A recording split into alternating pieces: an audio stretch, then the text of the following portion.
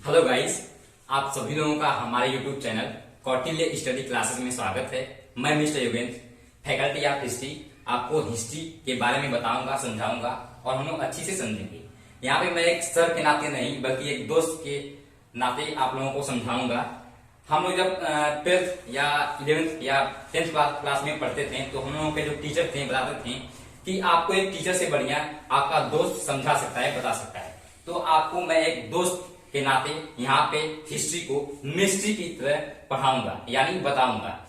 बहुत लोग कहते हैं हिस्ट्री एक बोरिंग सब्जेक्ट है, लेकिन मैं आप लोगों को बता दूं, अगर हिस्ट्री को एक खूबसूरत सब्जेक्ट मान के पढ़ा जाए तो इसमें कोई भी प्रॉब्लम नहीं होगी। तो चलिए हम लोग भारत का इतिहास कैसे कैसे बटा, किस किस तरीके से बटा, किस किस एज में उसका विभाजन हुआ, उसको हम लोग समझेंगे। तो आइए हम लोग समझते हैं। तो भारत का इतिहास लगभग या 3 मुख्य भागों में बटा हुआ है, जिसको हम लोग बोलते हैं प्रागैतिहासिक काल, आद्य ऐतिहासिक काल और ऐतिहासिक काल। और जो फिर आपका प्रागैतिहासिक काल है वो 3 भागों में बटा है, जिसको हम लोग बोलते हैं पूरा पाषाण काल, मध्य पाषाण काल और नव पाषाण काल। पूरा पाषाण काल जो है वो अज्ञात, यानी इसका कोई समय निर्धारित नहीं है। अक्सर हम लोग देखते हैं जो प्राचीन भारत या फिर जो प्राचीन भारत से भी पहले का इतिहास है, उसको विद्वानों में बोला गया है कि जब हम भी कोई बुक पढ़ते हैं तो उसमें लिखा रहता है कि विद्वानों में खेद है, यानी विद्वानों में मतभेद है। यानी उन लोगों को खुद ही नहीं पता होता है कि ये समय किस से स्टार्ट है, कहाँ गया है। तो हम लोग या फिर विद्वानों ने मान लिया है कि ये अज्ञात से स्टार्ट होके 8000 ईसा पूर्व तक गया है। कुछ बुक में यहाँ पे 15,000 से लेके 4,000 ईसा पूर्व तक बताया गया है। तो चलिए और भी हम लोग देखते हैं। उसके बाद हम लोगों का आएगा मध्य पाषाण काल, जो कि आपका 8,000 ईसा पूर्व से 4,000 ईसा पूर्व तक है। उसके बाद हम लोगों का आएगा नव पाषाण काल, जो कि 4,000 ईसा पूर्व से 2500 ईसा पूर्व तक है। दोस्तों, आप लोग देखेंगे कि हम लोग यहाँ पे ईसा पूर्व बोल रहे हैं, तो हम लोग इसको कल समझेंगे कि ईसा पूर्व क्या है, ईस्वी क्या है। इन दोनों के बीच में अंतर भी देखेंगे और ये कैसे पड़ा, क्यों पड़ा, इसका भी हम लोग निवारण करेंगे। उसके बाद हम लोगों को जो आता है वो आता है आद्य ऐतिहासिक काल। आद्य ऐतिहासिक काल मुख्यतः 2 भागों में बटा हुआ है, जिसको हम एक सिंधु घाटी सभ्यता बोलते हैं, जो कि भारत के जम्मू साइड से होता है, वो सिंधु नदी आती है, वहां पे ये सभ्यता स्टार्ट हुई थी, इसलिए वहां पे सिंधु घाटी सभ्यता नाम दे दिया गया। उसके बाद हम लोगों का जो आता है वो आता है वैदिक सभ्यता, जो कि 1500 ईसा पूर्व से 600 ईसा पूर्व तक गया है। उसके बाद हम लोग देखेंगे जो वैदिक सभ्यता है वो भी 2 भागों में बटा हुआ है। पहला भाग आपका है ऋग्वैदिक काल और दूसरा भाग आपका है उत्तर वैदिक काल। जो ऋग्वैदिक काल है दोस्तों, ये 1500 ईसा पूर्व से 1000 ईसा पूर्व तक गया है, और उत्तर वैदिक काल जो है वो 1000 ईसा पूर्व से 600 ईसा पूर्व तक गया है। उसके बाद हम लोग जो देखेंगे वो ऐतिहासिक काल को हम लोग जब देखेंगे तब आपका इसमें आता है प्राचीन भारत का इतिहास, जो कि 600 ईसा पूर्व से 712 ईसा पूर्व तक गया है, और मध्यकालीन भारत का इतिहास जो कि 712 ईसा पूर्व से 1707 ईस्वी तक गया है। सॉरी, ये 712 ईस्वी से लेके 1707 ईस्वी तक गया है। अब हम लोग यहाँ पे देखेंगे एडी, हमने इसको ईस्वी कहा, और बीसी हम लोगों ने इसको ईसा पूर्व कहा। तो हम लोग इसे ही कर समझेंगे कि ये ऐसा क्यों है। और हम लोगों का जो लास्ट में आता है वो आधुनिक भारत का इतिहास, जो कि 1707 ईस्वी से लेके वर्तमान तक गया है। यानी जो भी 1950 तक लगभग जो भी आंदोलन हुए, जो भी कुछ हुआ, वो हम लोगों का आधुनिक भारत का इतिहास आ जाएगा।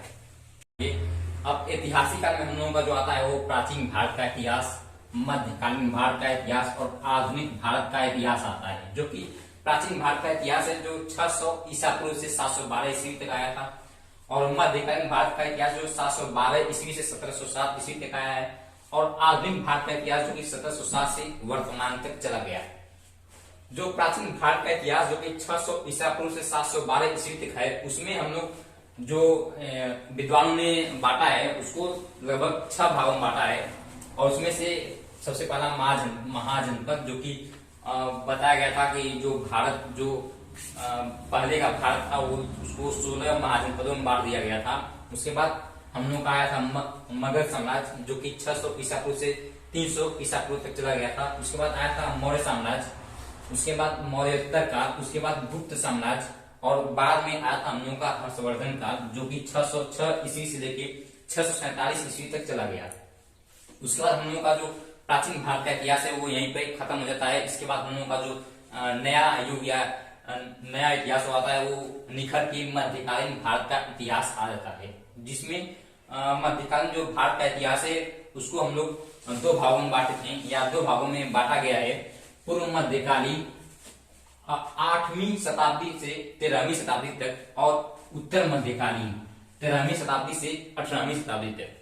जो पूर्व मध्यकालीन जो इतिहास है उसको बांटा गया लगभग 3 भागों में, जो कि आपका उत्तर भारत बांटा गया, और दक्कन बांटा गया, और दक्षिण भारत बांटा गया।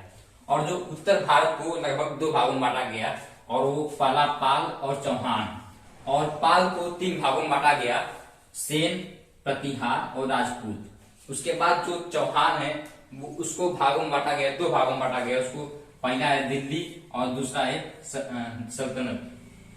नहीं, जो चौहान है वो एक ही भागों में बांटा गया, वो दिल्ली सल्तनत है, ठीक है। और फिर जो दक्कन है उसको 2 भागों में बांटा गया, जो कि राष्ट्रकूट कहलाया और चालुक्य कहलाया।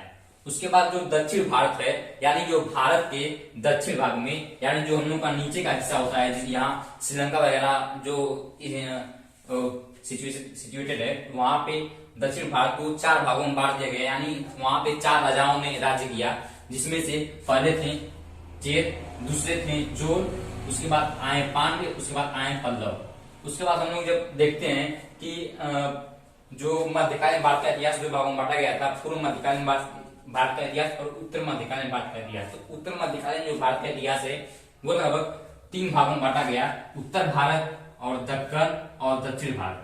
जो उत्तर भारत है उसमें 3 वंशों ने राज किया, जिसको राजपूत, दिल्ली सल्तनत और मुगल आए।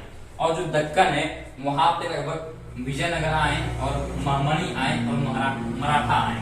और दक्षिण भारत में पांड्य आए और होयसल आए। और फिर हम लोग को यहाँ पे जाने के बाद खत्म हो जाता है, और हम लोग का जो आ जाता है आधुनिक भारत का इतिहास 1707 ईस्वी से लेके वर्तमान तक, यानी जितने भी चले आ रहे हैं वो सब आधुनिक भारत के इतिहास में हम लोग पढ़ते हैं। धन्यवाद आप सभी लोगों को हम लोग एक सूचना देते हैं, हमारा जो टेलीग्राम चैनल है वो कौटिल्य स्टडी क्लासेज, जिस चैनल पे आप देख रहे होंगे उस चैनल का आपको लोगो दिख रहा होगा, वही लोगो आपको टेलीग्राम चैनल पे कौटिल्य स्टडी क्लासेज नाम से दिखेगा। वहां पे इसकी PDF हम लोग प्रोवाइड करा देंगे, आप टेलीग्राम से जुड़ जाइएगा। जय हिंद, जय भारत।